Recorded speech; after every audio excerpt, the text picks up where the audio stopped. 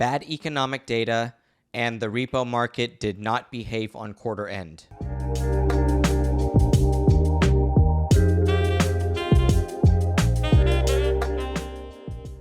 Welcome back to the Bitcoin Layer. I'm Nick Bhatia. Today, I bring you a quick macroeconomic update. We're going to talk about the labor market, ISM data, and we will check on SOFR and what happened there for quarter end. Now, we'll start here with the S&P 500 and the MOVE index. S&P 500 did not have a good day today, and bond volatility spikes. I wanted to show you this relationship. Bond volatility on the right side is inverted, so that when bond volatility spikes, the orange line will go down, and stocks should follow that line down. And that's what we saw today. So this is just a trailing 2-month look at bond volatility in orange, represented by the MOVE index, and stocks in green. And you guys know, if you are watching us at the Bitcoin Layer and reading thebitcoinlayer.com/subscribe, you guys understand that we are relating bond volatility and risk assets because this is the representation of liquidity. Liquidity is the ability for banks to create money.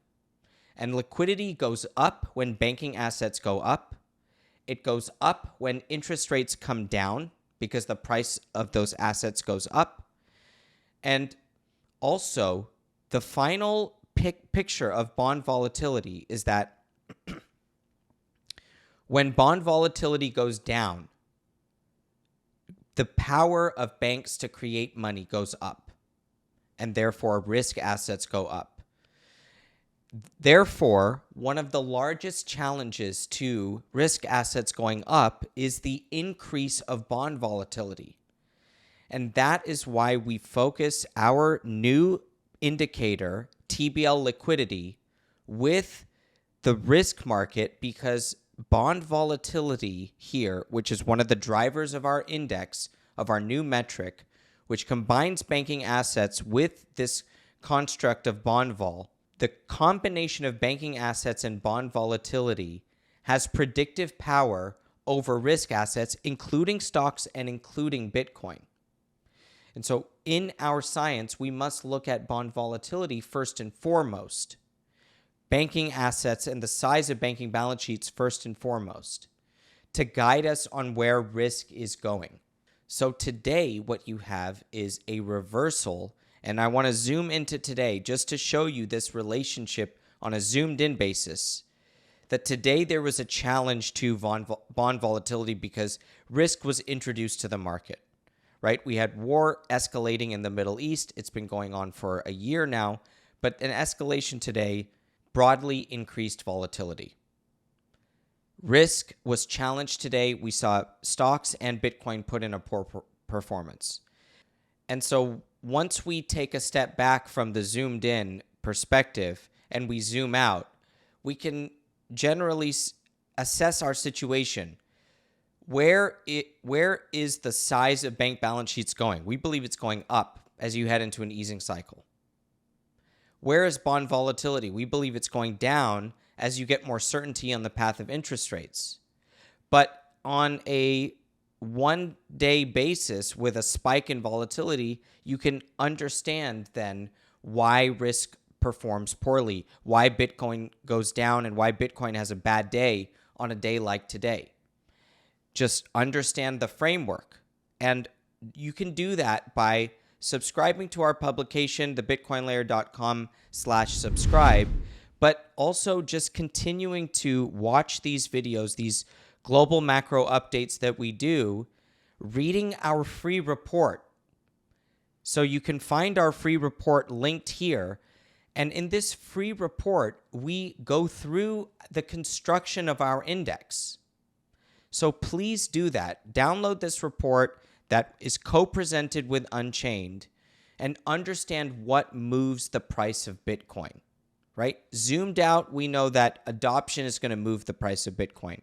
But zoomed in, it's all these global macro factors. So learn what we're trying to construct here with TBL liquidity by downloading this free report. The Bitcoin Layer is sponsored by Unchained, the undisputed leader in Bitcoin financial services. Unchained empowers you to take full control of your Bitcoin with collaborative multi-sig vaults, in which you own 2 of 3 keys and you gain a Bitcoin security partner. You can purchase Bitcoin directly into your cold storage via Unchained's trading desk and eliminate all exchange risks. Unchained also offers the best IRA in the industry, where you can convert your existing 401ks or retirement accounts to Unchained, all while keeping control of your Bitcoin private keys. Don't pay more in taxes than you have to. Talk to Unchained today. Go to unchained.com/TBL for $100 off when you sign up. Efani is a secure mobile carrier that helps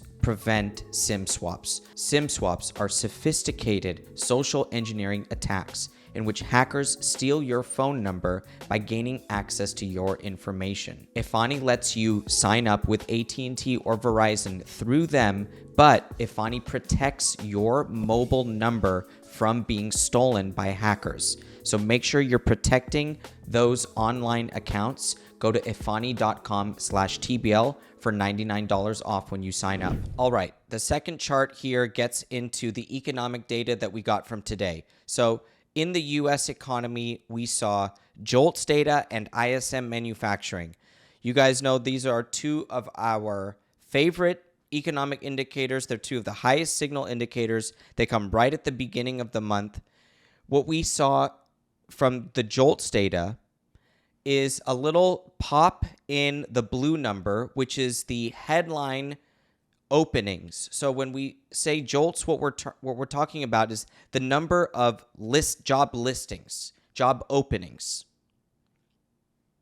We saw a little bit of an increase in job listings to above 8 million. The expectation was in the 7 million range. Now, what we want to zoom in on here is the quits rate. So this is the 3 million number here, and I'm going to go to the next chart to show you only quits. Now, quits fell to just above 3 million, and I have here 10-year trailing rate of quits, and you could see this trend for the last 4 years. What quits represent, and Jerome Powell has talked about this too in his press conferences earlier this year, which was a clear signal to us that he was going to cut rates. When he started mentioning quits, it was game over. And you can go back and check the record. We were talking about this all year long. Quits plummeting does what? If you are less willing to quit your job, what are you thinking about the labor market? That you're not going to be able to get another job. Now, considering the mediocre economy and the wave of AI going through, in which every large company is really considering that next hire, that how can automation actually help us avoid hiring another human? The quits rate is plunging. And so quits is an excellent indicator of the health of the labor market because it really represents that fear component. You only quit if you're confident. And so from 2020 to 2021, quits went straight up because people knew they could get another job. They were finding their new employment situation, the work from home, the new gig economy. All of these factors spiked quits. Now quits are on a one-way track down, and it's a very telling sign. It basically confirms to us once again that the cutting cycle, it's not going to be short. It's going to last, because if Powell is looking at quits, you're going to need a significant bounce in quits for him to say, okay, we're actually done cutting. They just started cutting. And the Fed doesn't pivot quickly. They pivot very slowly. So now they're going with cuts. This easing cycle is going to last. It's also going to get going into 2025, kicking off a liquidity positive cycle, which directly impacts Bitcoin.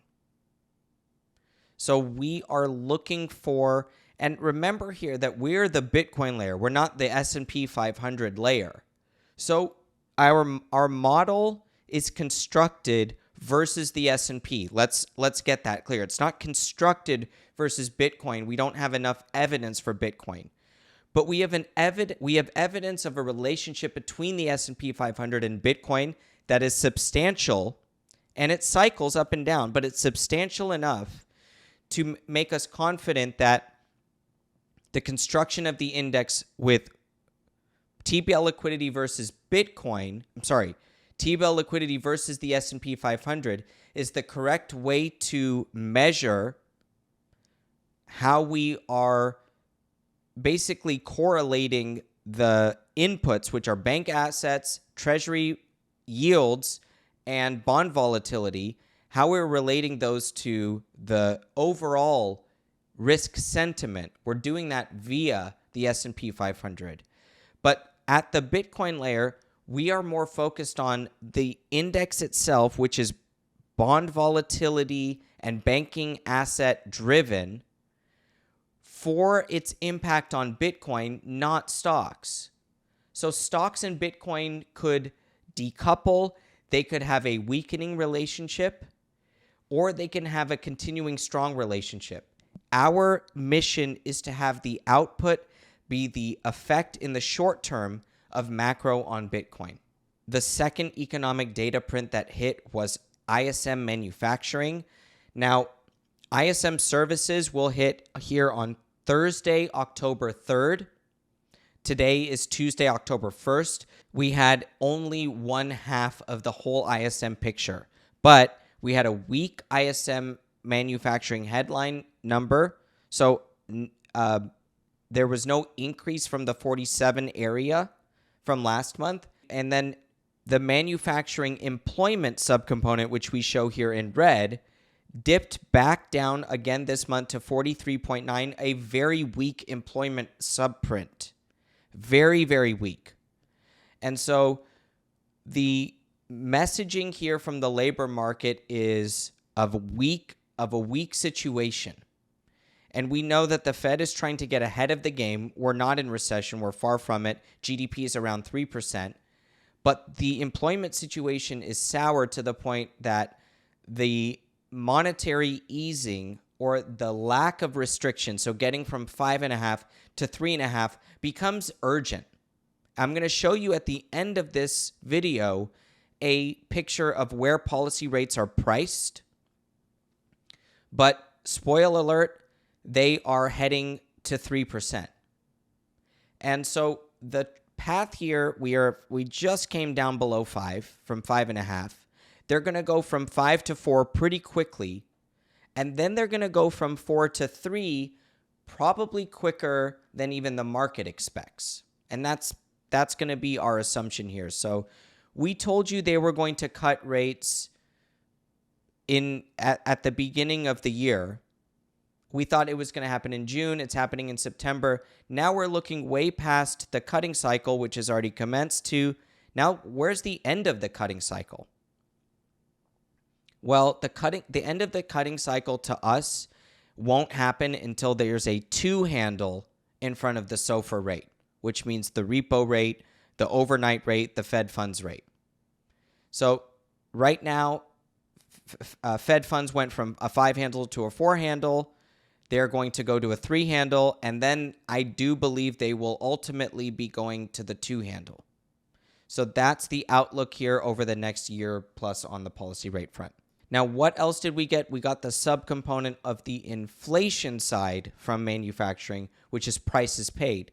Now, prices paid from manufacturing is represented here in orange, and we have that overlaid with CPI in green, so you can see CPI has been trending down.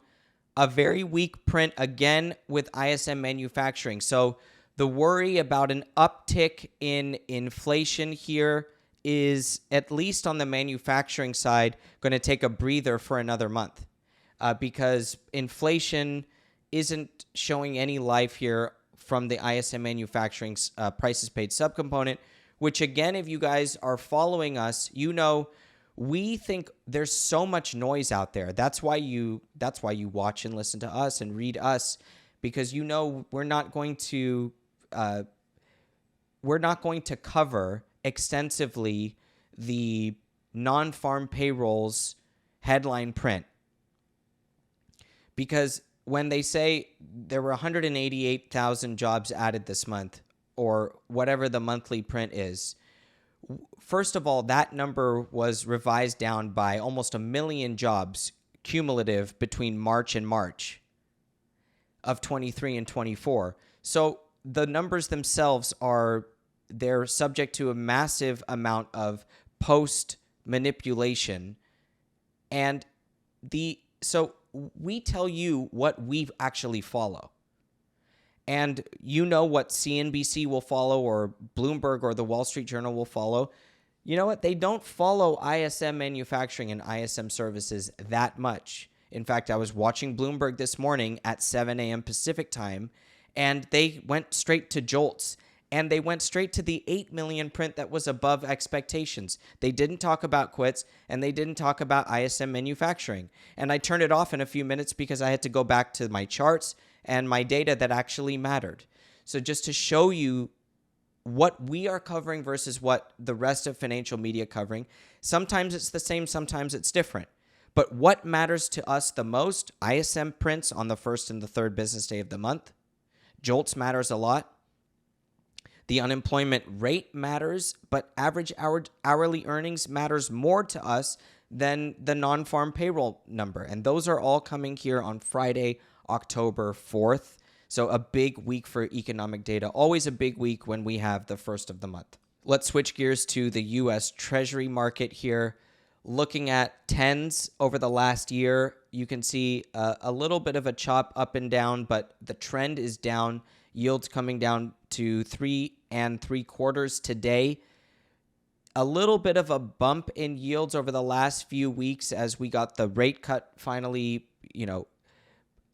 priced into the market, and the market realizing that there's a steepening that's actually going to occur as the yield on twos comes down with rate cuts.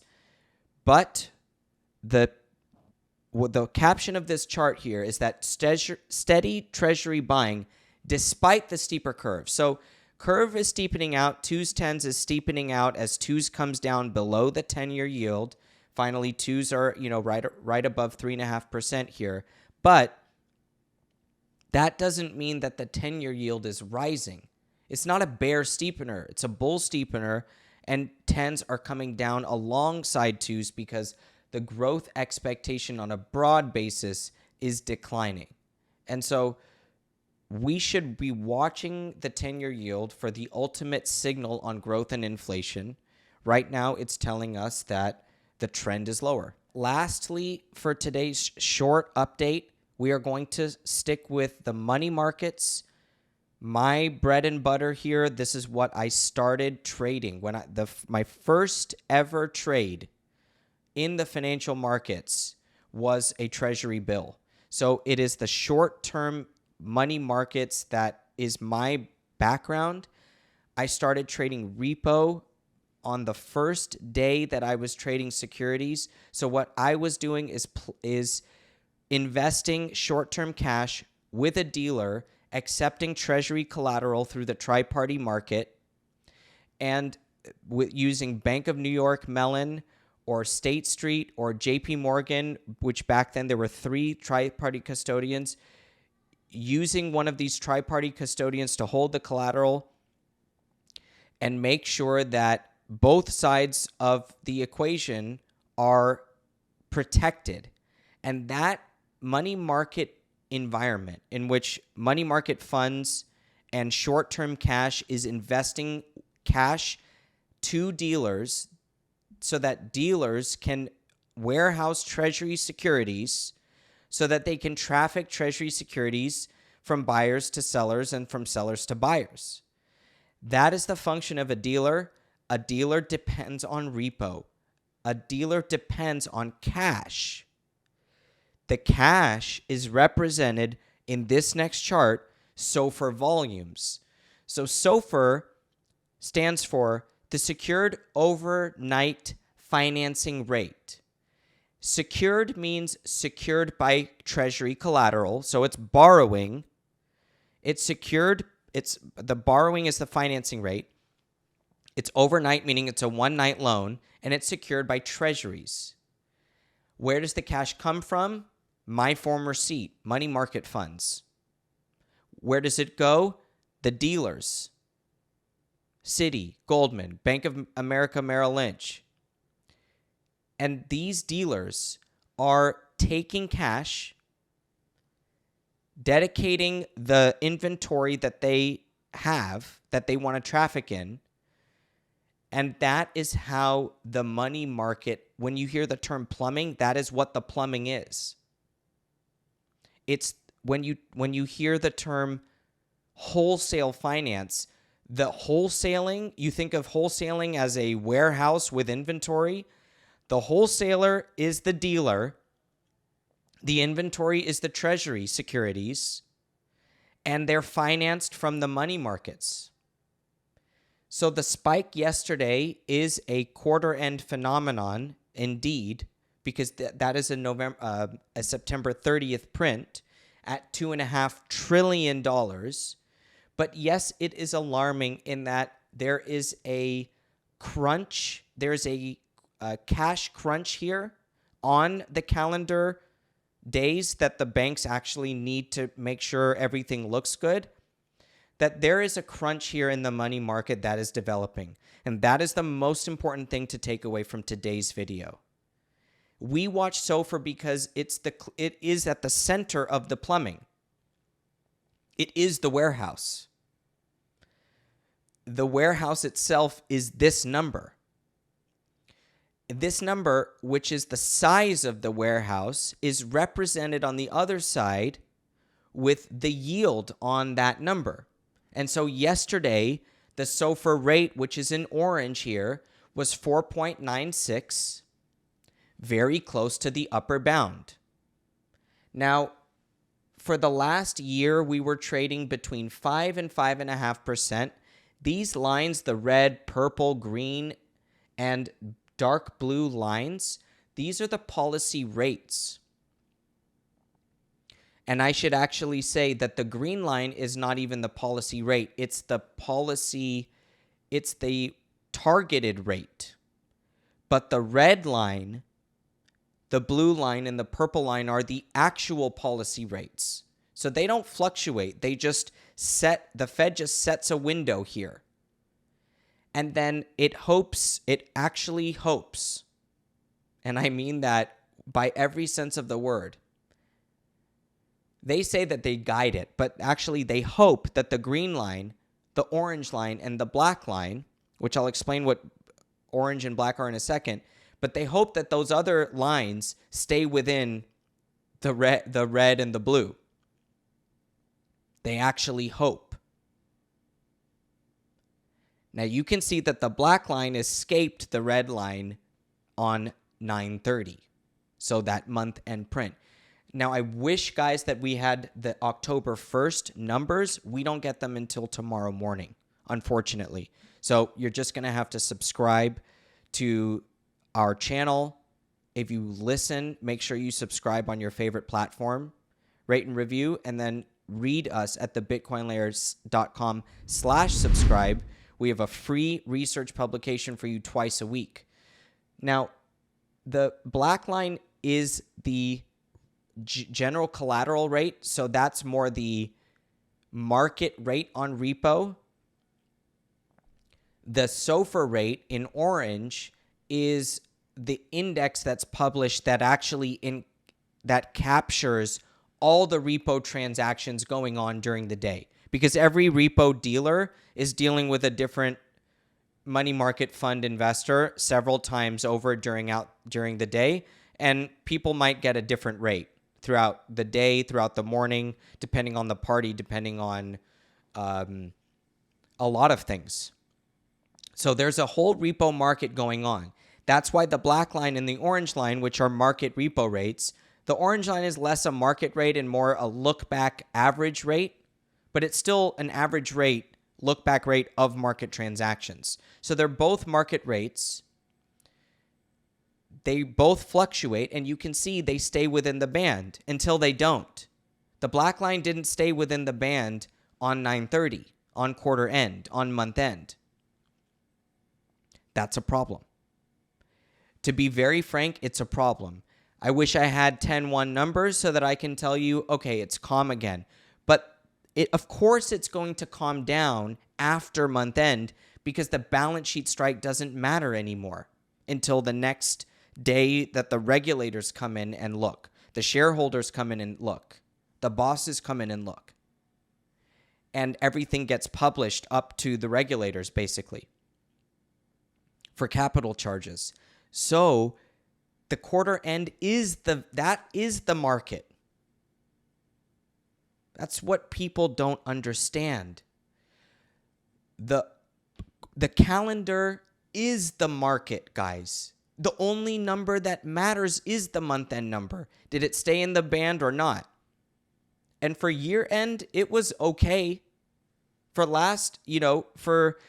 the last couple quarter ends, it was okay. It wasn't great, but it stayed within.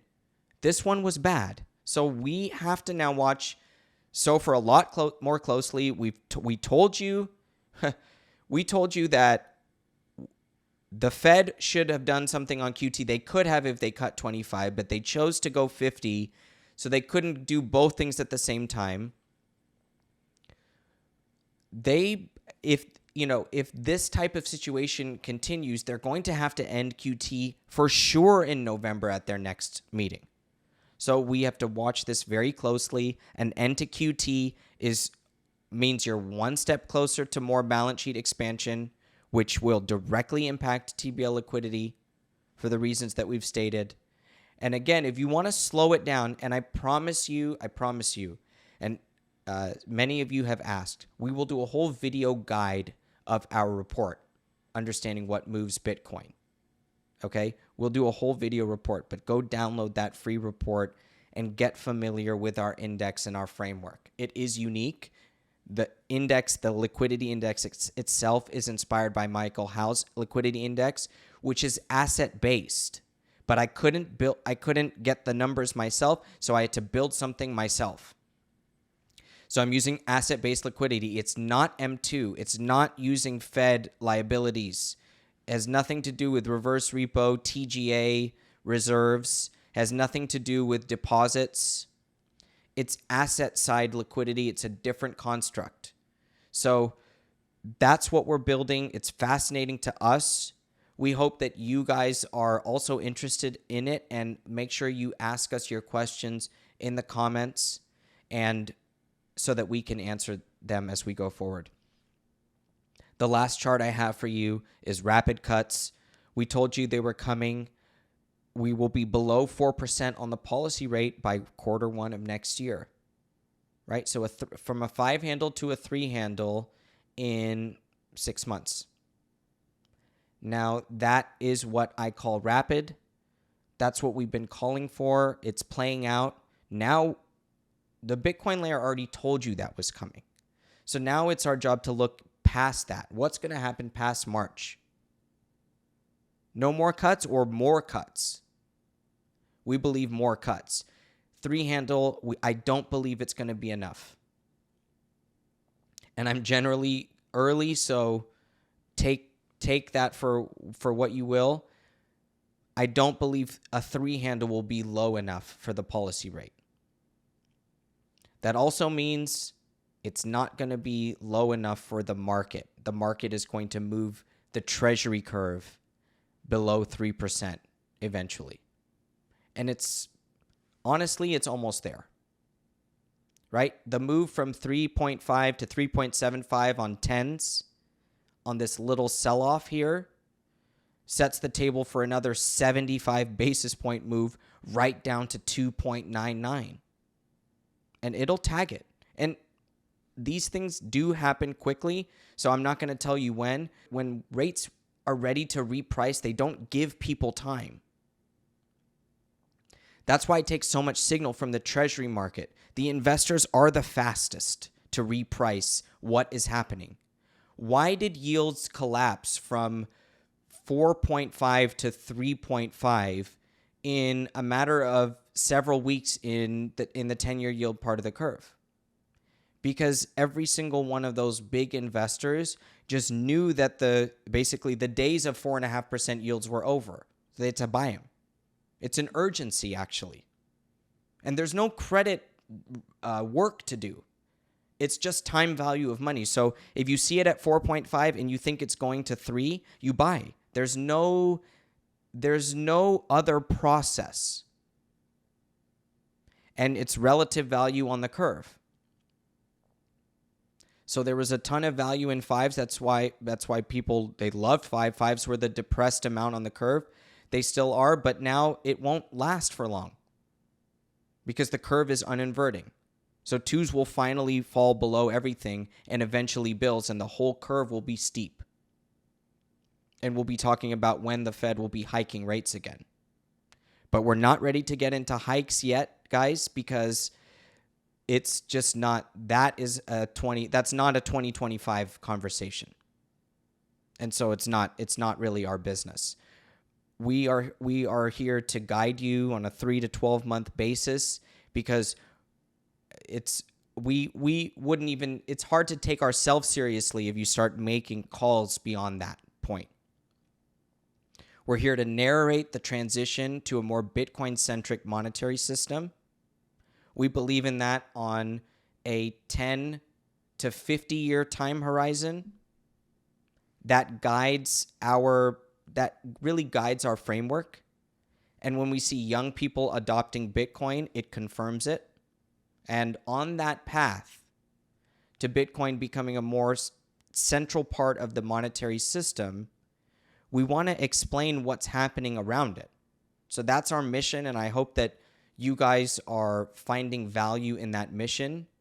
Once again, please subscribe here to the channel and subscribe on audio, rate, and review. That's a huge help for us, and we'll catch you guys next time.